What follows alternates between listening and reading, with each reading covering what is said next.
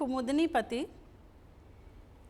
I am an independent researcher who is associated with the Center of Women Studies, University of Allahabad. And today we are going to discuss the topic Women Studies, paper 15, which is the stories the states tell, and we are going to present module 19, which is about Irom Chanu Sharmila. She was an icon of non-violent resistance in India.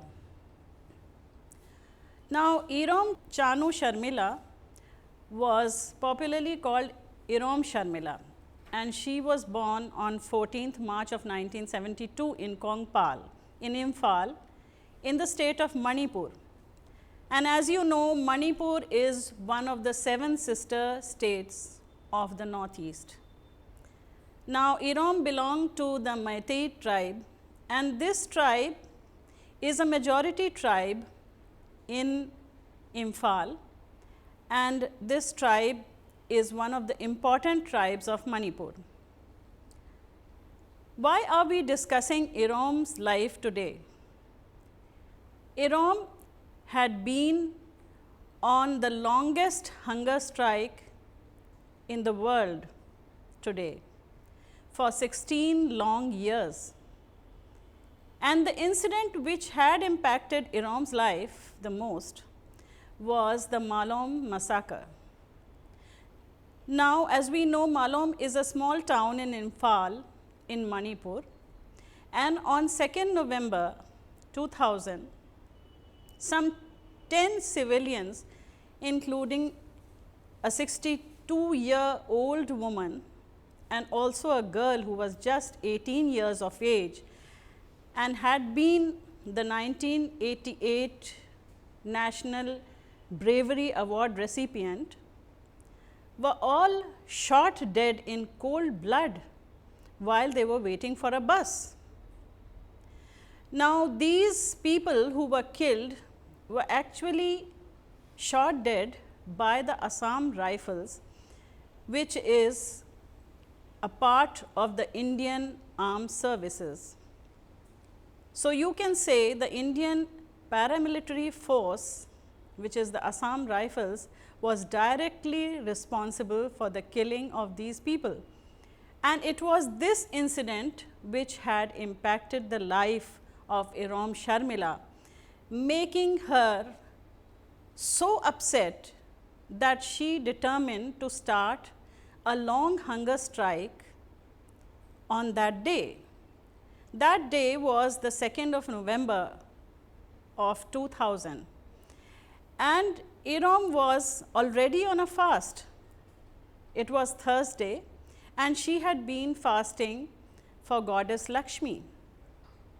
Suddenly, she felt that she could not break her fast because she wanted that this kind of indiscriminate killing should be stopped, and the government should repeal the Armed Forces Special Power Act, which had given unbridled power to the armed forces and to the paramilitary to raid, to arrest, to rape, to torture, and to kill with impunity. So, she declared that she would not eat anything, she would not drink, she would not even look at the mirror or comb her hair until the act had been repealed. So, she decided this and declared it on the 3rd of November, and from the 5th started her indefinite hunger strike, which had continued till 2016. On 8th November 2000, she was arrested because there was a charge of her trying to commit suicide, and this comes under section 309 of the Indian Penal Code. So, she was remanded to judicial custody for 15 days, and as she was in custody, she remained in a bad health condition to such an extent that she had to be given nasogastric intubation, that is forced feeding or nasal feeding on 21st November. This was something which was inhuman.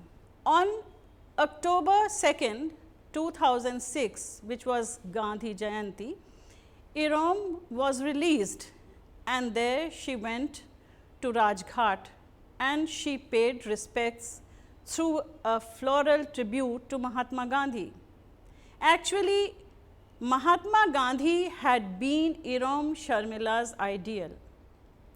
She then joined a big demonstration at Jantar Mantar, and here hundreds of people from all over Delhi, citizens, students coming from Delhi University, from Jawaharlal Nehru University, human rights activists, women's groups, and many such people came and joined her.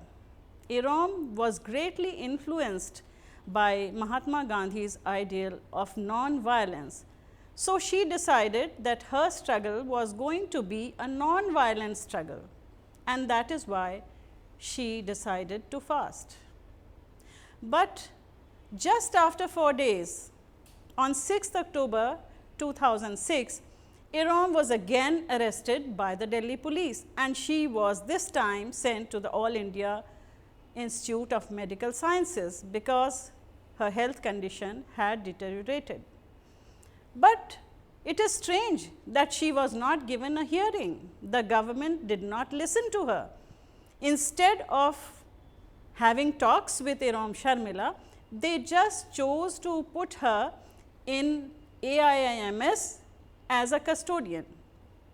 And then she started thinking of writing to those who were in power. She wrote to the President of India, she wrote to the Prime Minister and the Home Minister, and in this way she was trying to follow some kind of a democratic process. And this was the time when a Nobel laureate and a human rights crusader also came and met her. And she said that she would take up the matter with the Human Rights Council of the UN, because Irom's case had caught the international attention, and this person was Shirin Ebadi. In August 2011, this is quite a long time after 2006, this was the time when Irom had called upon the anti-corruption leader Anna Hazare to visit Manipur. Actually, I will tell you the background.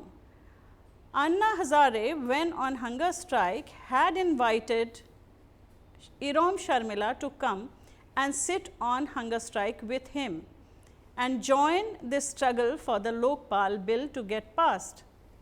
But Irom had written to him that she was a prisoner, she was not a free Indian citizen. So, it was not possible for her to come and see him or come and join this hunger strike. So, Anna Hazare had responded to Irom's call, and he sent representatives to Manipur, and they came and met her. Then also the Communist Party under K. N. Ramchandran, Communist Party Marxist Leninist, also declared a 1 month long agitation against Armed Forces Special Power Act, and they had also decided that this is going to go on, this whole agitation and the campaign is going to go on all over India. So, they also had a convention which was organized in the state of Orissa. On 2nd October 2011, again this was Gandhi Jayanti, the Save Sharmila Solidarity campaign was started. This was a huge big campaign. Of course, the center was Jantar Mantar, and people had accumulated there at Jantar Mantar, but this was going on at the same time all over the country. There were many non-Manipuri organizations as well as the NAPM, which is the National Alliance of People's Movements, there were many civil society groups which had joined the dharna at Jantar Mantar, and although 11 long years had passed, there was yet no move on the part of the government to repeal Armed Forces Special Power Act. So, this campaign, which had started at Jantar Mantar as a Save Sharmila campaign, it went on in 21 states, and it was decided that this campaign would go on till the Human Rights Day, which was December 10th of the same year. And throughout the struggle, Irom Sharmila was pleading that she was not guilty of the charge of attempt to suicide, and she could not be put under the section 309 of the IPC, because she was actually not trying to commit suicide. It was not a personal act. It was not a violent personal act to finish herself. Actually, it was a struggle, some kind of a protest to get this Armed Forces Special Power Act repealed. And so, she demanded that this 309 section IPC 309 should be somehow revoked. The Amnesty International also heard about Irom Sharmila, and they demanded of the Indian government to release Irom Sharmila immediately and unconditionally.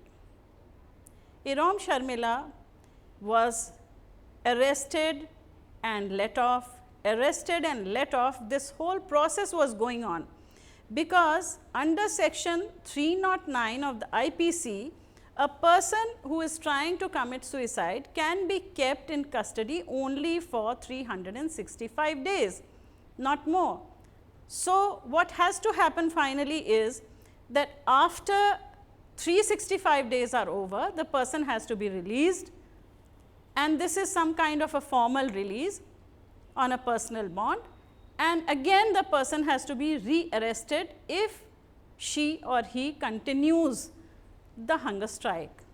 So, in the case of Irom Sharmila, the thin dividing line between the attempt to suicide and a hunger strike as a form of political protest was getting blurred in the eyes of the government. And so, the government was again and again trying to legitimize this act as an act of life saving, and they had snatched away her freedom, they had snatched away her well-being, she had become very weak, and in custody, in imprisonment, she was not allowed to meet anyone, even her family members, her brother, her mother, or any of her friends were not allowed to come and see her. So, you can imagine it was a state where she was being formally kept alive in some way, because the state did not want her to die, because they thought maybe Irom Sharmila dead would become a big danger for the state rather than Irom Sharmila alive. So, it was for their own vested interests that they were trying to keep the lady alive. Now, Irom Sharmila had given a statement which was given before the Delhi court. She was produced before a court, and because she was facing trial for allegedly trying to commit suicide, and this was the case which had been imposed on her in 2006, when she had been sitting on a fast unto death at Jantar Mantar. There she said that the police had violated her fundamental rights as a citizen. Her fundamental rights meant that she had the right to be heard, she had a right to put forth her case, she had a right to demand something of the government, but she was implicated in a false case. And so, she said that she had been demanding that this Armed Forces Special Power Act should be repealed or it should be lifted from Manipur, because it had caused immense hardship to the common man, and thousands of innocent people had been killed in cold blood because of this act. Hundreds of rapes had taken place on the women of Manipur, and no action had been taken because this was just one act and it had become the law of the land. It was Armed Forces Special Power Act which could not be challenged. So, we see that it was just one lady, one person against the whole state. Now, if we come to Armed Forces Special Power Act, which is AFSPA, what actually is it? It was actually promulgated by the British when they were ruling India, and this was promulgated on August 15, 1942 in order to suppress the Quit India movement. Then its name was changed and it became the Armed Forces Assam and Manipur Special Power Ordinance, which came in 1958, and this was promulgated by the President Dr. Rajendra Prasad on 22nd of May 1958. It was promulgated in areas which were supposed to be declared disturbed areas. Now, what is a disturbed area is decided by the governor, and they have their own arguments for what they want to call the disturbed area. And then this act was made the Armed Forces Special Powers Assam and Manipur Act of 1958 on 11th of September 1958. And then this gave immense powers to the armed forces to do as they liked and to arrest anyone without warrant. Now, it was not only Irom Sharmila who thought that as long as AFSPA would be in force, she and the people of Manipur could not live a life of dignity. It was not only her, it was many other organizations and people who were also feeling the same thing. For example, the Commissioner for Human Rights of the United Nations, that is Navanethan Pillai, she also thought that Armed Forces Special Power Act should go, and she said that it was quite a dated act and it belonged to the colonial era. It was a law that did not belong to the contemporary times, and it was a violation of the contemporary international human rights standards. So, in March 2012, the UN asked India that Armed Forces Special Power Act had no place in the Indian democracy and it had to go. Now, several commissions were also set up against this act. It was because of Irom Sharmila that this act had come into limelight and people were knowing about it. Otherwise, what was going on in Manipur, what the people were facing there, was not even being reported in the news. People did not know that hundreds of women were being picked up from houses which were being raided, and those women were being taken for questioning supposedly and were being gang raped by the army men while they were camping in Manipur. So, there was this Justice B.P. Jeevan Reddy commission that was set up, and Justice Reddy was a retired judge. Now, for whatever reasons he said in his 147-page report, the act for whatever reason has become a symbol of oppression. He said it is an object of hate and it is an instrument of some kind of discrimination and high-handedness, and it is desirable, it is advisable to repeal the act altogether.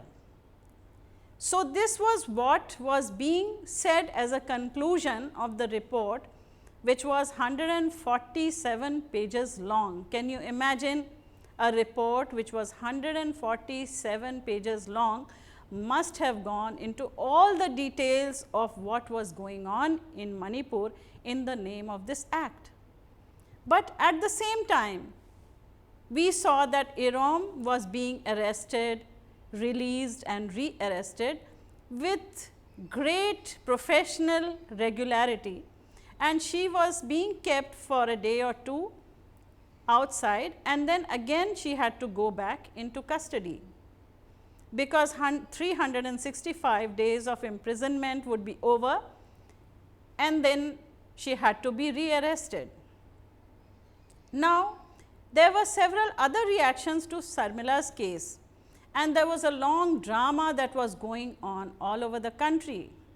Meenakshi Ganguly, for example, who was heading the South Asia Human Rights Watch, was also saying that the state has a responsibility to protect her life, but the state should engage with her. They should try and address the problem instead of arresting her. At least they should be clear that Sharmila was not trying to attempt suicide. She was demanding merely that this draconian act, the ASPA, should be repealed. And this was not an extraordinary demand, because many other organizations, many other institutions were also demanding the same thing that Sharmila was demanding. Now, there was this long period of arrest and re-arrest, and then we come to May 2016, and you see that the Bharatiya Janata Party came to form its government in the northeast, and here the RSS was supporting the cause of retaining Armed Forces Special Power Act in the northeast, because the RSS said that this act should continue because it is needed to flush out terrorists from Jammu and Kashmir, from Nagaland, from Manipur and other disturbed areas of the northeast, and indicated that its stand was quite in consonance with the stand of the ruling BJP. So, on this strategic question, the BJP and the RSS were sharing the same stand. Now, you come to see that on the one hand, Irom Sharmila is under imprisonment, and she is on hunger strike, and she is becoming weaker day by day. But at the same time, in 2007, she also gets an award, which is the Gwangju Award for Human Rights. And this is given to some person who is an outstanding person or some group which is active in the promotion and advocacy of peace, of democracy and human rights. And she also won a Lifetime Achievement Award from the Asian Human Rights Commission. Now, as I told you, there were several commissions which are set up in Manipur, and they were all discussing this act and how it should be either reformed or should be repealed. And one of the acts which was supposed to be the most draconian was this Armed Forces Special Power Act, which was being discussed by Santosh Hegde Commission. Now, Santosh Hegde was also a retired Supreme Court judge, and this commission was constituted in January 2013 in order to probe some encounter deaths that had taken place in Manipur. Now, what are these encounter killings? Actually, in the Armed Forces Special Power Act, there is a clause which says that even if the armed forces have a suspicion that some people are engaged in some kind of insurgency operations, the army can kill them, can fire on them point blank, and they are immune to the law of the land. So, what happened was that several people had been encountered, and these encounters were actually fake encounters. So, this commission was trying to probe what actually was the background of the people who were killed in these encounters. And Mr. Lyngdoh was also part of this commission, and they saw that all the people who had been killed by the army and the police in false encounters did not have any criminal background. Now, all of us know that when this case of Nirbhaya came, the girl who was raped in a Delhi bus, that was 2012, a committee was formed so that the law on rape and the law on molestation and other kinds of sexual assault on women could be reformed. So, this was the Justice J. S. Verma committee, and this committee on January 24th had given a report that some amendments are necessary if the Armed Forces Special Power Act has to stay, and if it is staying there in Manipur, one should justify why it should be continued. Now, the Women's Committee, which was formed during the UPA government, this was a high level committee on the status of women, and this was set up by the UPA government in 2013. And they were doing a very comprehensive kind of study on the status of women since 1989. The whole aim and objective of this committee was to evolve some kind of policy intervention, which would be based on some contemporary assessment of what the condition of women was on the economic front, on the legal front, on the political front, with regard to education, health and socio-cultural needs. And it submitted its report in 2015. And one of the recommendations, which was very important, was that this Armed Forces Special Power Act should be repealed. It had also recommended that this clause, where you have to always seek sanction from the central government before initiating any action against the armed forces, this clause should be done away with, because several sexual crimes like outraging modesty of women and rapes were being conducted with impunity by the armed forces. And later on, actually this clause was scrapped by the Supreme Court. Now, in the end, when IROM got tired of not being listened to, she finally understood that this whole drama of arrest and re-arrest would keep going on, and finally she would not be able to achieve the end for which she was on hunger strike. So, she finally decided on 9th August 2016, after 16 long years of struggle, that she must give up this hunger strike. And she said in a statement that she wanted to try some other method of protest, and one could be that she would try to become the Chief Minister of Manipur. She felt that this was the only way in which she could get this act repealed, because the powers that be were not in a position to even think about repealing this act. So, she finally formed her own party. The party was called the People's Resurgence and Justice Association, and that was from which she contested from the Thombal constituency of Manipur against the Chief Minister Okram Ibobi Singh. Okram Ibobi Singh had been the Chief Minister for 3 consecutive terms, and it was really tough to take on the challenge against him. But anyway, Irom had decided that she would contest against him because she wanted that this constituency, which was gaining prominence because of the Chief Minister, should also have her to talk, and she would talk against the Armed Forces Special Powers Act. But it is very sad that she polled only 90 votes, only 90 votes, which was 0.33% of the votes polled.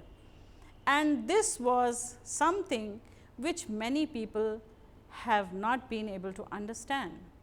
However, she was brave and she said, "Thanks for 90 votes." That were the 4 words that she uttered after the results came out.